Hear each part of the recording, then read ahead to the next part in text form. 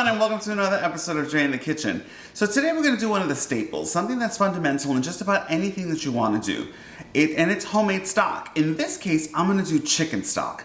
Now, you can follow everything I do with the chicken stock, omit the chicken, and make vegetable stock. We'll talk about all those little details, but this is what I do on a weekly basis. I do it not only for my fur babies, because I like them to have healthy stuff, but also it's in my cookings. It goes in my soups, it goes in my stews, it goes into rice at times.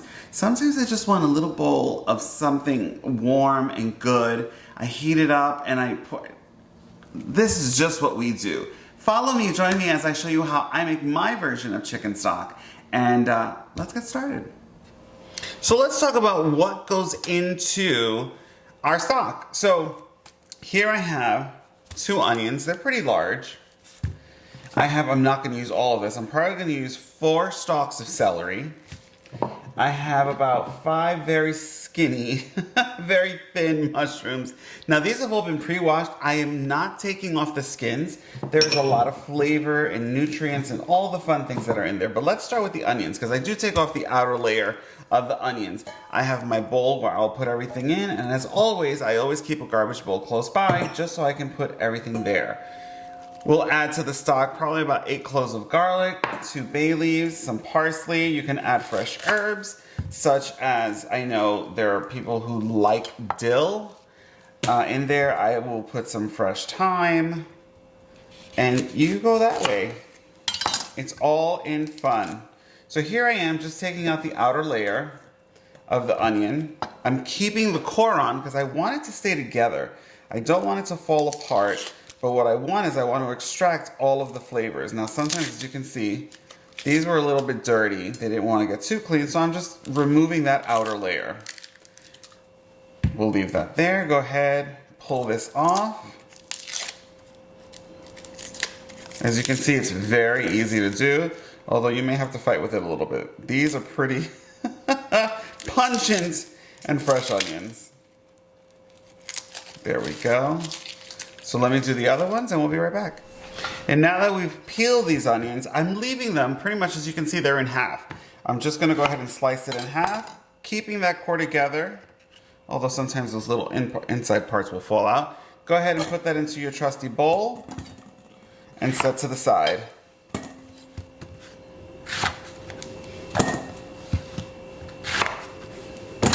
Next, let's pull off some celery. Let's get about 4 stalks. I leave the leaves on. There's nothing wrong with them. And in fact, so I've sort of pre-washed and rinsed off the celery, but if you like, just go ahead and peel the bottom off, put it in your trusty bowl. Now my garbage bowl, I do not dispose of. I do use it and freeze it and then use it to make stock later on. So put your celery to the side, leaves and all. Here come the carrots. There's nothing to it, just in pieces. We're going to extract all that beautiful flavor out of those carrots. And the garlic I leave whole. I don't have to do much of anything to them. All right, let me get my Dutch oven and we'll get started on the stock. When it comes to your stock, there's a variety of ways, different things that you can do. You can roast these vegetables to give them some color. You can also roast your chicken. In this case, I'm using chicken legs to give them a little richer color, a little more contrast. In this case, I'm not gonna do that. So how am I gonna put all of this together? So all of my aromatics are gonna go into my Dutch oven. We're just gonna put that in. I'm gonna add my chicken. Let's put in the garlic. Putting everything in. Obviously, we haven't turned it on yet. I'll throw in my bay leaves there. My little secret weapon, which let me show you what that is. So my secret weapon, this is very recent that I started doing this, is I put in, can you see it? There you go. About 2 little stars of star anise. Just 2. And it gives it this beautiful, beautiful flavor. Let's add in our chicken. I'll adjust them shortly, don't you worry. So I always keep my tongs handy. Let's push that in. Go. I'm gonna add in my water.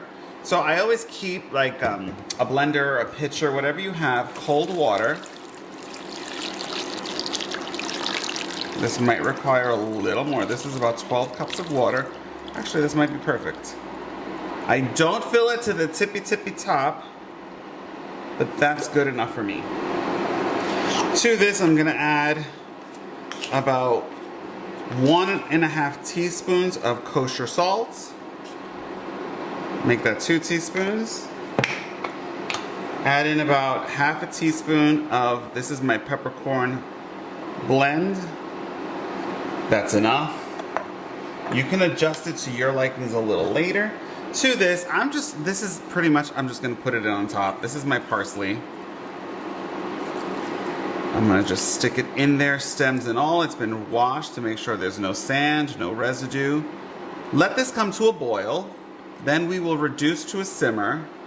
And what I do is I leave it uncovered for about 2.5 hours. It doesn't have to go that long.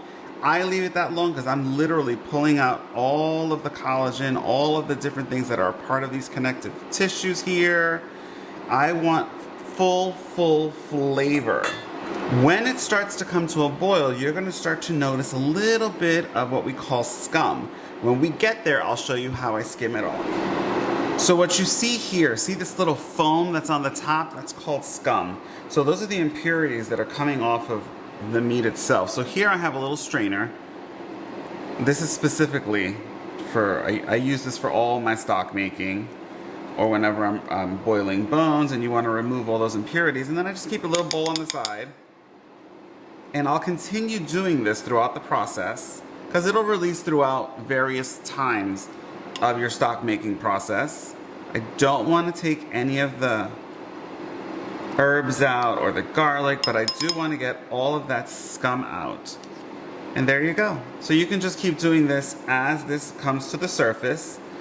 You don't have to go crazy about it. Just get the large portions of it and set to the side. So 2.5 hours have passed. Let me show you, and then I let it sit for about 15-20 minutes afterwards, how beautiful this looks. Take a look at that. Look at how glorious this looks. It's beautiful broth. The chicken, look, you can tell if you're looking over here, it's pulled away from the bone. Everything, the aromatics have given it its flavor. I'm gonna go ahead and just taste this because why not? I mean, you have this gorgeous stock in front of you. You might as well taste it, right? Hang on, let's make sure. Oh, that is so good. This could be in a bowl of soup. I just put the stock, maybe make some noodles, add a few more vegetables. So I'm gonna go ahead and take this all apart and separate it, and I'm gonna show you what it looks like when we're done. So I have a spoon, I'll put the bowl of vegetables to one side, I'll take the chicken, I'll cool it out on another, separate them from my dogs. You can just take some of this out, add some noodles in, and you have this gorgeous chicken noodle soup if you like. Again, if you wanna do this, you can do this as a vegetable stock. Omit the chicken, you can add some mushrooms in here, you can add some squash.